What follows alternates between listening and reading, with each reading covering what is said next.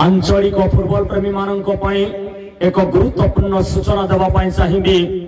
अति विषय आनंदर विषय स्वर्णमयी युव परिषद काशीपाल सौजन्य 30तम वार्षिक नॉकआउट टूर्नामेंट जहां पवित्र नववर्ष अवसर जनवरी मास 3, 4, 5 तीन दिनिया टूर्नामेंट स्वर्णमयी युव परिषद काशीपाल भंडा सौजन्य 30तम संस्करण प्रथम पुरस्कार 80,000 टंका तत्सहित ट्रॉफी, द्वितीय पुरस्कार 50,000 टंका सहित ट्रॉफी, तृतीय चतुर्थ स्थान पाई 30,000 टंका सहित ट्रॉफी, पंचम षष्ठ सप्तम अष्टम स्थान पाई 10,000 टंका लेखाए आर्थिक पुरस्कार प्रदान करा जिवो।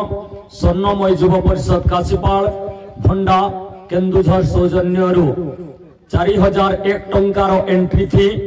32 टीम टूर्नामेंट 3 दिनिया टूर्नामेंट ABCD ग्रुप रे 8/16 8 पिक्चर सहित ए टूर्नामेंट अनुष्ठित हेबो जनवरी 3, 4, 5 8टी पुरस्कार 32 टीम रे इच्छुक दल यथाशीघ्र कंडक्ट करिवे।